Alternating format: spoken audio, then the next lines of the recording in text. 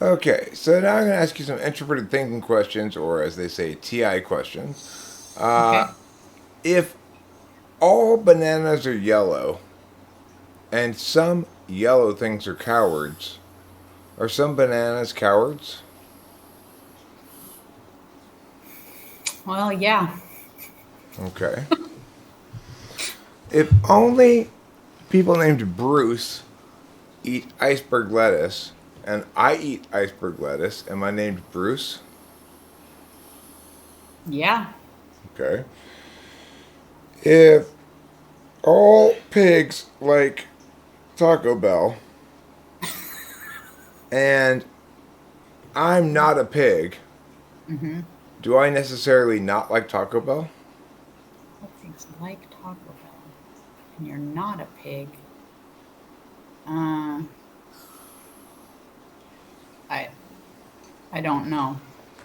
Okay. I The answer is no. okay. Thanks. Can you tell me who my mother's sister's daughter's brother is in relation to me? Your cousin. Yeah. Okay. How about my mother's sister's daughter's mother's brother? Ooh, wow, that was fast. No, I can't tell you because it went too fast. My mother's sister's daughter's mother's brother. I think your uncle No, it's or still cousin. still the same cousin. Ah, okay. Apparently, I have 3 steps, and that's my max. No, your TI is about right where I expect it. Some people, you'd be surprised at how bad they can be at it.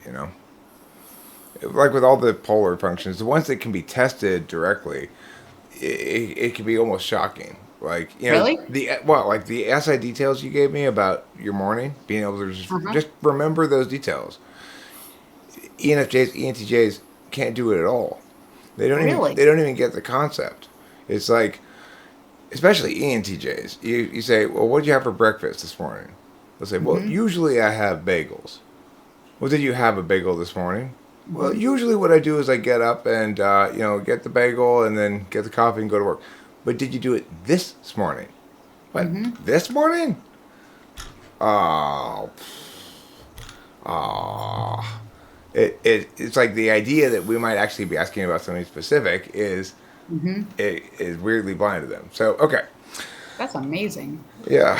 And with the TI questions, the people who are TI polar, you say, "Who is my mother's sister?" They'll say, "Family," or you know. So Uh huh. it's weird.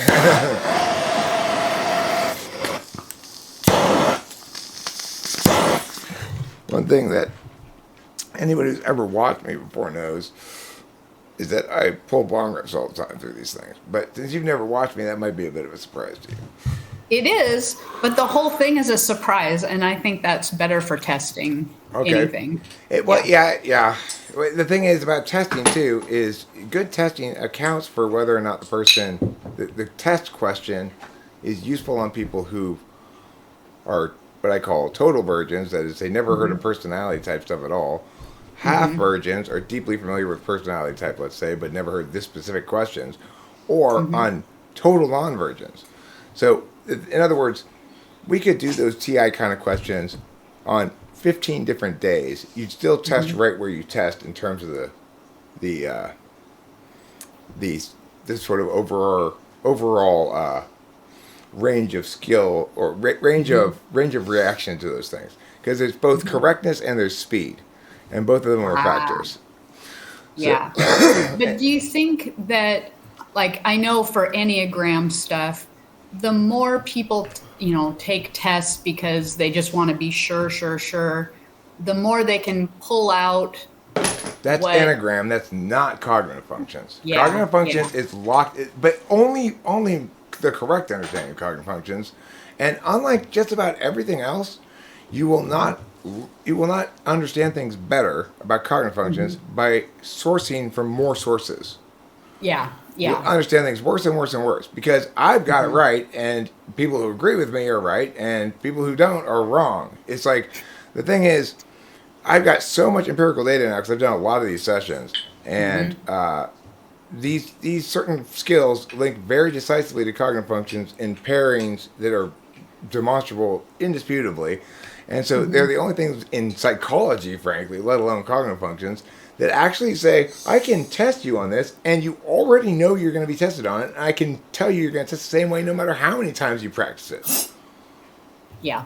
It's almost impossible to attain that. So it's a lot more robust than Enneagram. I like it. I mean, Enneagram.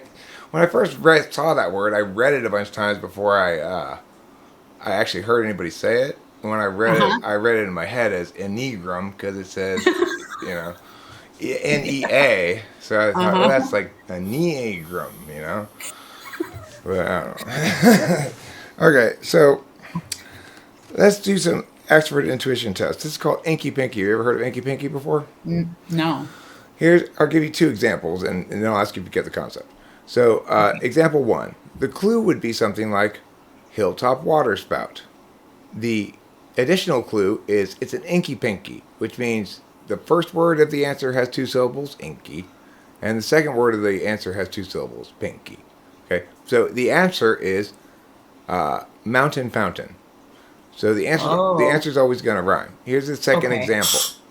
I might give you a clue that says roadway flesh and tell you it's an ink pink, and the answer would be street meat. Okay. Okay, so here's I'm not going to do very well on this. Okay, well, here's one for you to try. This is a bunny addiction, and it's an inky pinky.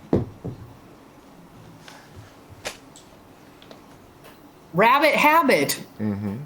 Now, can you make up one for me?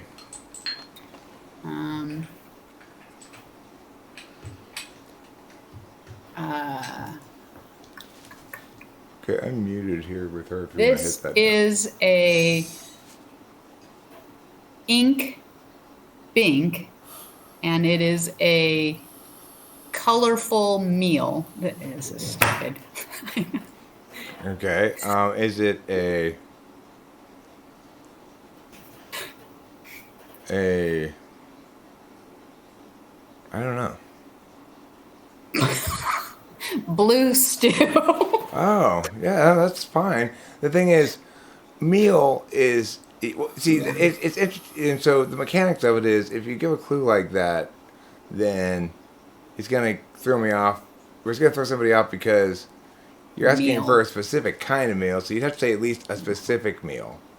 A colorful one pot meal. Yeah, that'd be a good clue. No, that's good. So, all right, cool. That's better than a lot of people do, because Inky Pinky is one of those tests where a substantial number of the people are completely baffled by the concept, befuddled by it after the two examples, after additional examples even, and maybe get one of them right, maybe, and then probably can't come up with one. So a lot of people have trouble with that. Next, let's ask...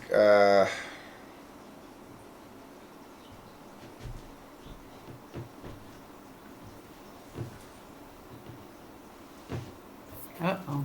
I'm trying to think. Okay. I'm just trying to decide what angle I want to go from. Okay. Okay. How are you feeling about the future? In general? Yeah. How am I feeling? Hopeful? Okay. Now, when I asked that question and you answered it, were you talking about for yourself and your own life and experience, or for the world in general? For myself and my own life experience, which might also include my family. Okay. So how do you feel about the future of society, the world, government, or America, or whatever? Yeah, it's going to hell in a handbasket. Okay. What do you think about the education system? Oh, wow. I think it's terrible, outdated, and virtually useless. That is correct.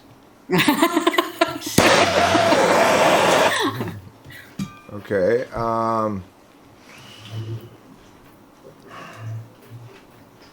Okay, so what do you have what I would call an ego spank bank, which is memories of this time, some point before in life, where you really killed it in a way that was satisfying to you, and you go, "That was a nice memory," and you can easily revisit it. For example, one that just will probably be added to the memory spank bank for me in a way was we went to the Whippet store, and I said to the guy, when Rachel got a new purse recently, one of the main things she kept in mind was it needed to be big enough to fit a box of Whippets in. And the guy thought that was funny, and he looked genuinely like really happy to hear this story. So, like that made me feel like that was some juicy fe. Do you have?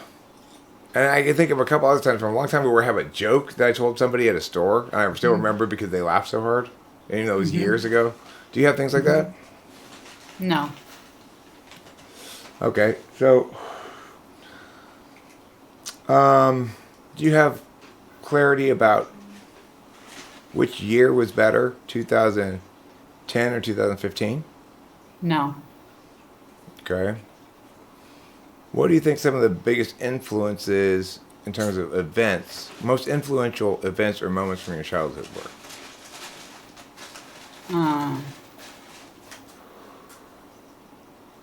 Like big events or events just for me? Well, here's your thesis. I didn't know it then, but meow would turn out to have an important impact on shaping the future me. In my childhood. It's back when you were smaller. Yeah. Yes, I'm sure I do. I think meeting my best friend when I was 10. Okay. Is she still your friend now? Yes. And are you starting to get kind of sick of her at this point? No, I'm not actually. Okay. What do you think your friend, what is it, why do you think you stuck with that friend versus, where maybe others fell to the wayside over the years? Why? Because we both had a good sense of humor. We both had similar, intellect, I guess, and because she provided a sort of mother figure for me that I needed. Okay. Can you talk about an instance where the two of you both thought the same thing was dumb or bad or worth making fun of? Yeah, pretty much our whole high school, dumb, bad, and worth making fun of.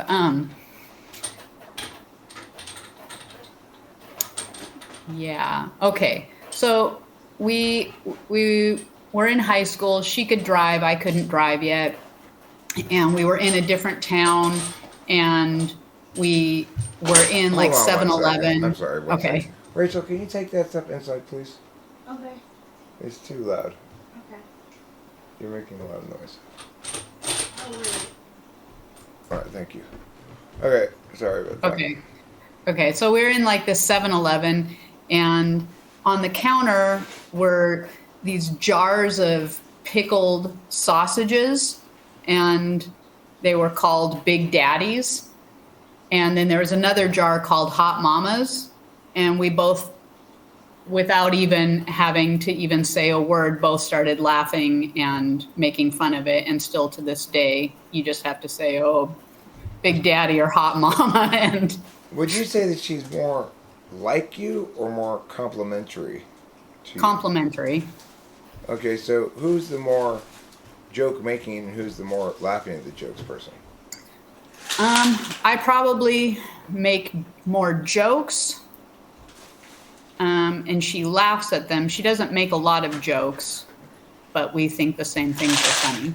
Okay, so across the board, is that going to be the case? Like, that you're going to be the more active version of the things you have in common, or is that unique to humor? It's unique to humor. Okay.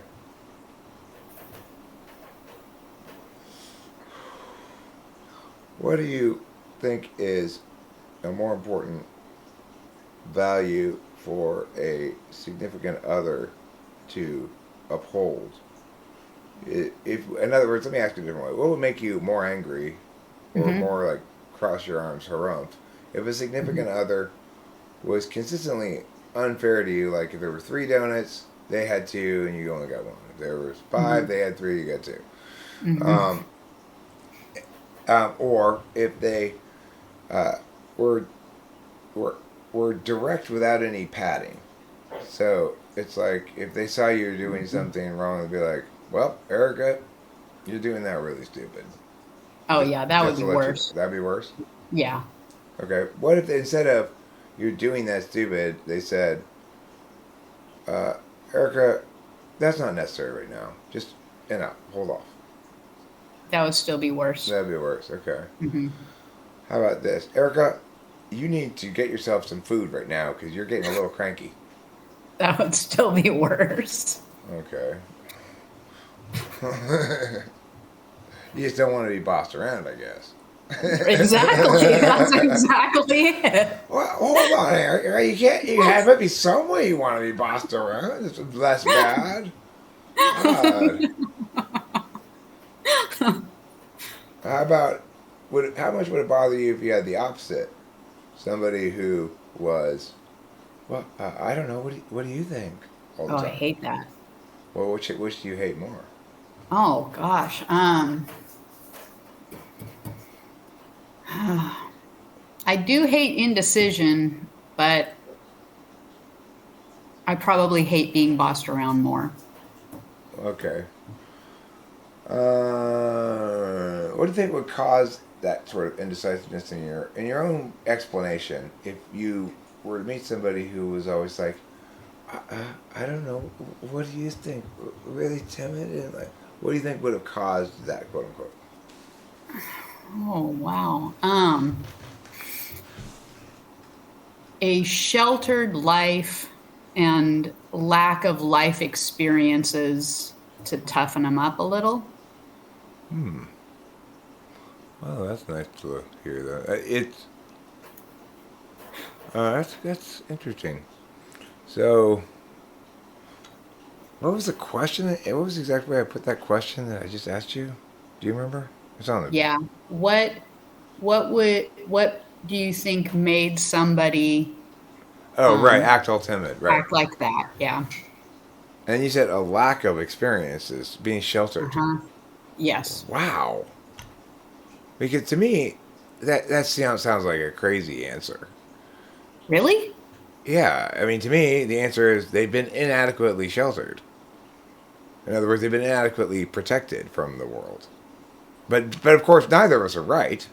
I'm not saying I'm right about it. I feel like I'm pretty right about it. Oh, well, you're definitely not. Okay. You're the expert, so okay. No, I'm not the expert on everything. Okay.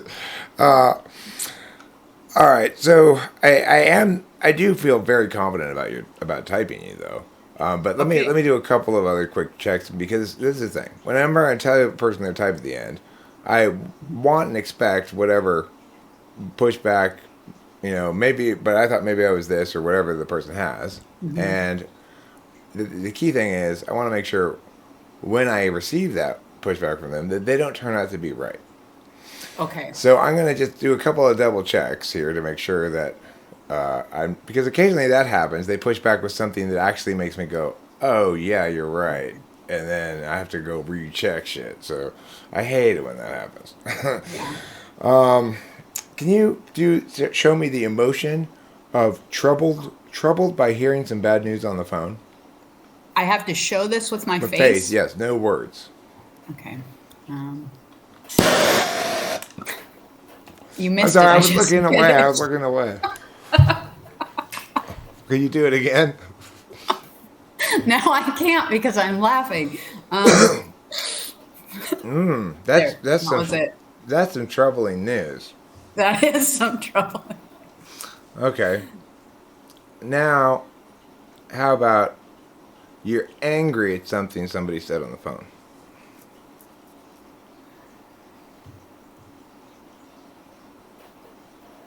You just look confused. Well, maybe that's a mix because I'm confused how somebody could have been so dumb. Has to anger you on the phone? Mm-hmm. Are you somebody who yells at people? No. Why not? I don't know. I'm not really a yeller. Okay. What happens if somebody yells at you? I definitely hate it. Do you yell back, or you get it out of Dodge, or what? It depends on the situation, but I definitely will leave if that's a possibility, or I might just say, please don't yell at me. That works Yeah. really well. Please don't yell at me. It works incredibly well. Sometimes. You know what? Sometimes it doesn't, though. Well, I guess it depends how bad you fucked up. I'm thinking of myself as the yeller. Oh, Because okay. I do yell at people all the time, but I don't want to. But I just, and not all the time. It's like in the real world, I don't yell at people that much. Very rare. You gotta really fuck up for me to yell at you if you're an actual human being in real life. But I yell at people on the internet all the time. Do you? Like out loud? Well, yeah, because they say something that pisses me off in the chat. Oh, yeah, it's stupid, but In the yeah. live stream. I mean, Oh. yell at people is, I'm not necessarily, I'm not screaming or whatever. I'm Yeah. being expressive in my contempt. Yes. So, anyway. Okay, well, that was a really interesting question. So, what do you, if you were to ask somebody, like, you were to meet, let's say you were single, I don't know if you were or not, but let's say you were, and you were to meet a prospective partner, and you asked them a bunch of questions about their past, and they could only remember and only provide for you broad takeaways. Would you feel like they're hiding something? Would you feel For like, sure. okay, and would that bother you? It wouldn't necessarily bother me, but I would be like, yeah, that's not going to go any further. Okay, so they need to be able to tell you some specific stories about stuff that happened to them. Probably. Okay. Or if we're just talking about something, they should be able to fill in anecdotally, some things from their past that clues me into who they are. Okay, cool. And in this perspective alternate reality where you are prospectively dating, how much is going to be important to you that the person like have a nice car and a fancy looking house and stuff like that? Well, almost zero. Okay. All right. So, what do you think is more true if you were to go to a party that you're likely to say before you go to the party? Well, I'll be fine, but I know that Jenny and Tom are there and that they're really fussy about what they eat and stuff. And I could imagine them complaining about the food, and that kind of annoys me. Or you say, Judy and Tom can deal with their own feelings. I'm worried about how I'm going to enjoy this party and whether there's going to be enough stuff for me to enjoy. Probably the second one. Okay. And if it is a party where there's enough stuff for you to enjoy, what kind of stuff would it be? At a party? Yeah, like, do you require a piñata, or is it just suggested? I definitely would not like a piñata. I feel that tequila drinks are what I would require to enjoy it. Okay. Not a lot of people, and at least a couple people that I either know or I know are not people I dislike. And do you want music to encourage dancing, or No, do you want to be able to talk comfortably? talk. Yeah, no dancing. Okay, I see.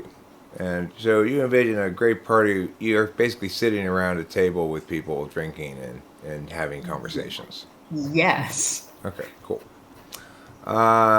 You are an ISFJ. Get out of town. I will remain in town. I'm sorry. So now, Okay. please do tell me what you thought you were coming in, and let's chat it out a bit because I do like to hear people's pushback, whatever it is. I thought I was INFP, and I don't really know a whole lot about the system, so that is just what I had tested at several times. The descriptions make a lot of sense for me, and so I just stuck with it. Okay. Well, the thing is, here's why you are not an INFP and why you are an ISFJ. So, INFPs actually are a sort of person that would probably you would probably call overly fussy. Ah, In other words, being an FE tool user, you think people should basically be a team player.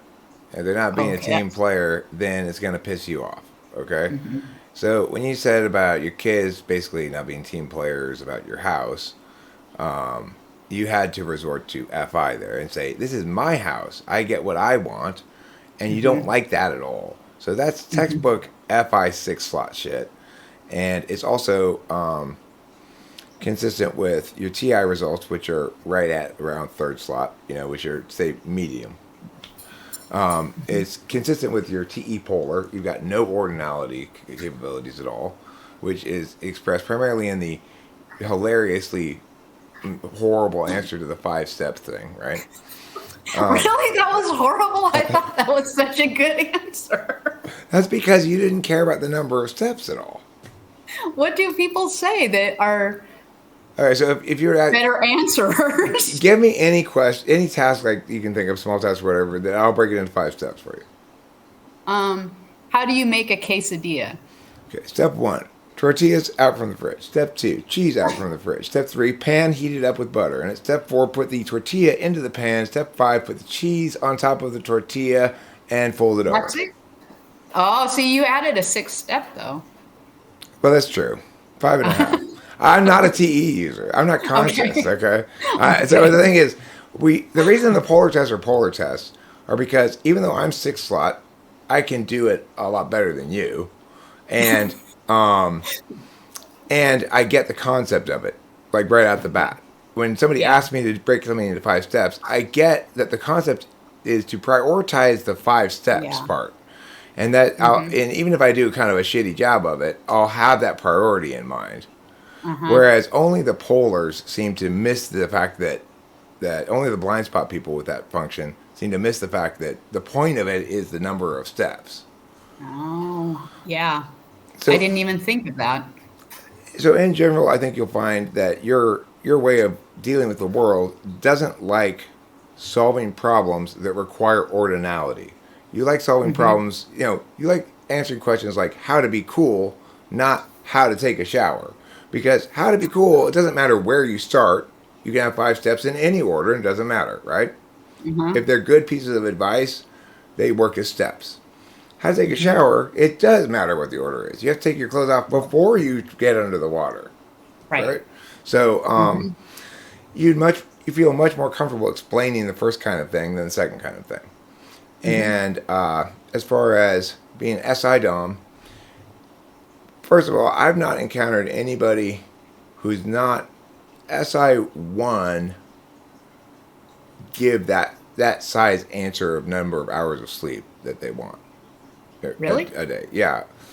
It's like your SI polars will say, how many hours of sleep do you need a day? 6, but I can get by on 3 or 4. And then SI DOMs will say things like, well, really, I'd like to get 10. But, That's so you've got a strong thing of SI. If I were to ask my dad who's SI second, he'd probably just say 8 hours, and then maybe an nap in the afternoon. And he's very like meow about it. So the thing is, if you were an NI dom, your basic approach to the world would be the opposite of the potato touch. It would be always realizing what's correct given right now and never trying to have what happened before be determinate about it. You're flipped around. So I don't remember what your answer was to the question of a comparable story to my potato touch story. Were you able to come up with one? No. No, my answer was no. No, you couldn't come I up with can't. one. Right. Yeah. Okay, so that's an example of, you could probably come up with an example of a time you used previous knowledge to do something, I'm guessing. Sure. Okay. Could you come up with an example of a time you didn't use previous knowledge to know something?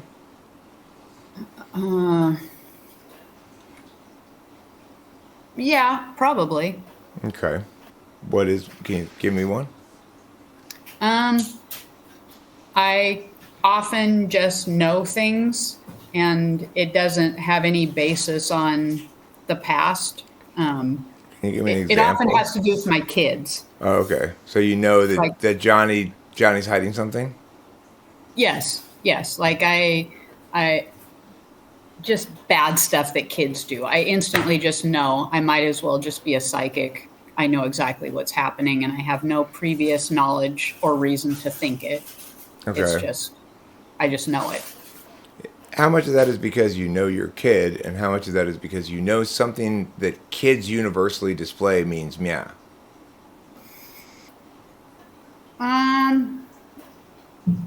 It's probably more that I know my kid, but also I'm certain some of it, I was a pretty bad kid, so I know all the stuff. I know what they're doing and so I can rapidly put it together what might be happening. Okay, cool. Yeah. So I feel very confident in typing you as ISFJ. I would say don't be misled by the type descriptions in general. Those are not useful things. A person is defined in cognitive functions by their relationship between sensing, the two kinds of sensing, the two kinds of intuition, and their relationship between two kinds of thinking and two kinds of feelings. So you're a knower, even though you seem like, when I asked the question, what do you do first? You said interface, and then you said no, or you said react. React means interface. So the thing is, you're actually, and that's not uncommon for people to identify with their tool function, especially since it's extroverted, and especially since I'm asking The bell.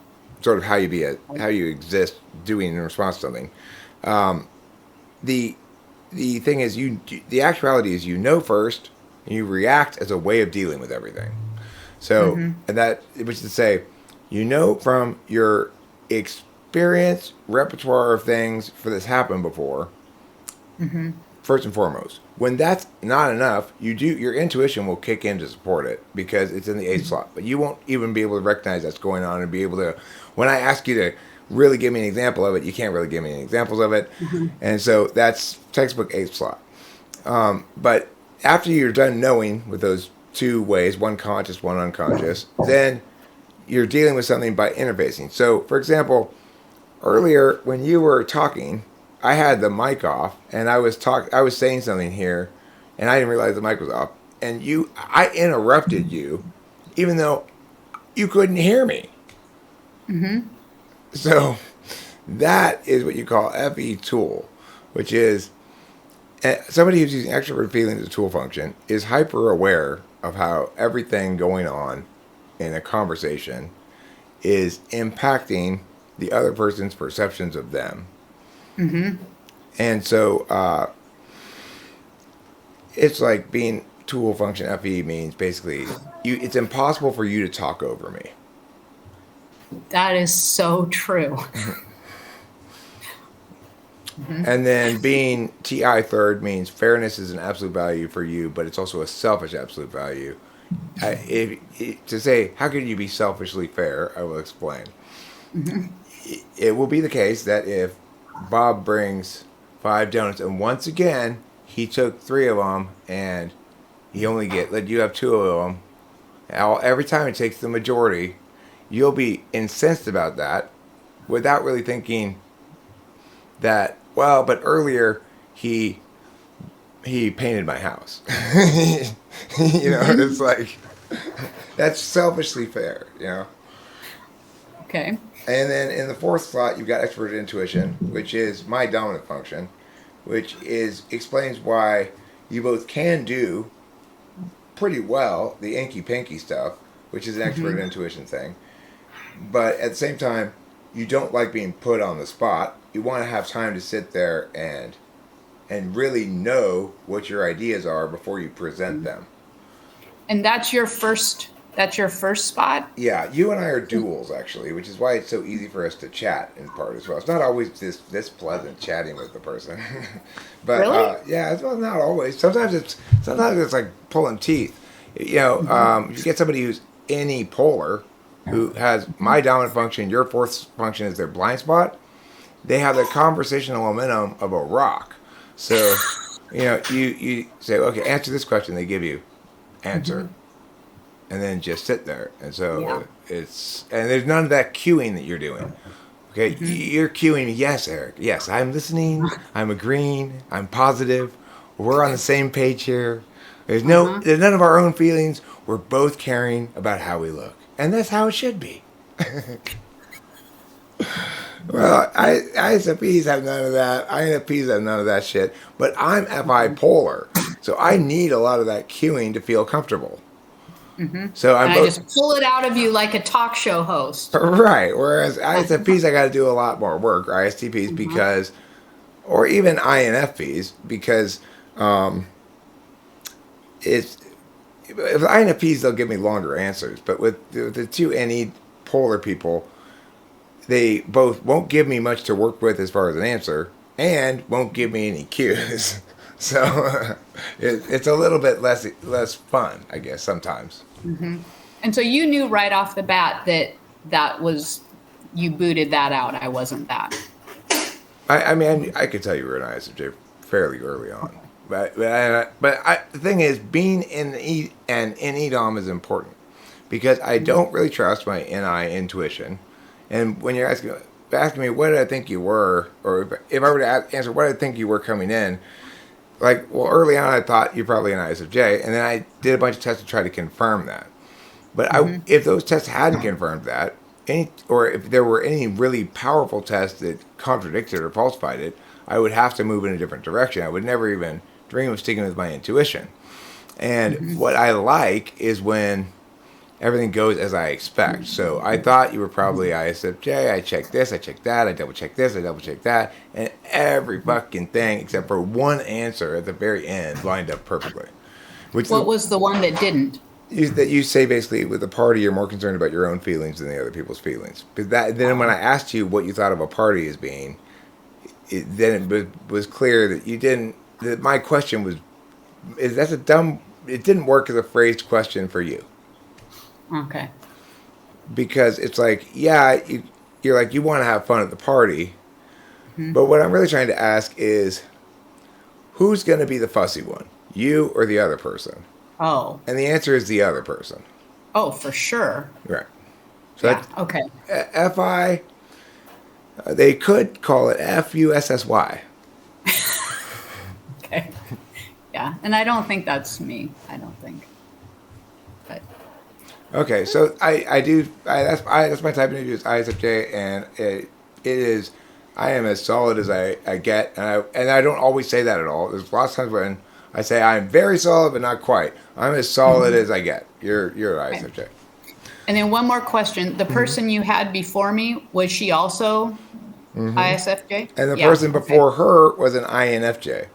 I've had this is the third of 3 typings today. Okay. Yeah. So you need something new to liven things up. This is probably getting dull. No, I don't get very many ISFJs.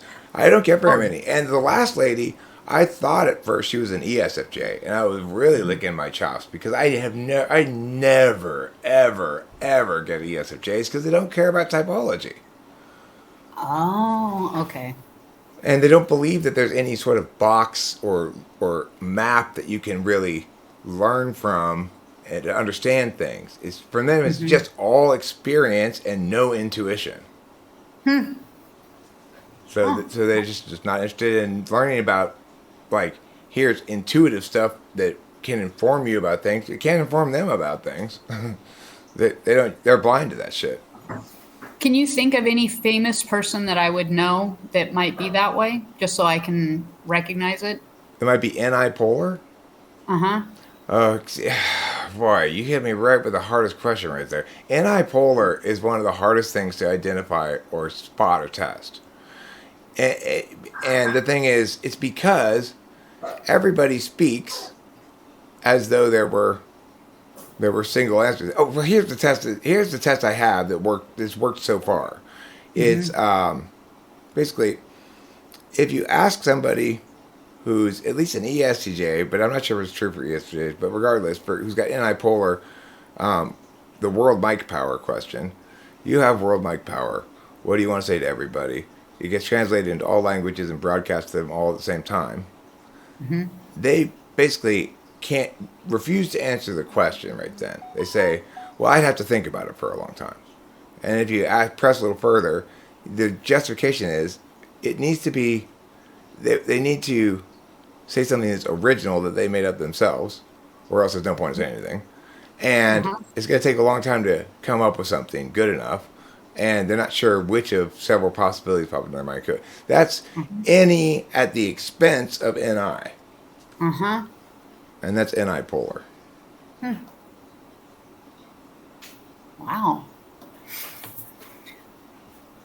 All right. All right, cool. So I stopped this. Do you want me to share it with you privately, or are you okay with me publishing?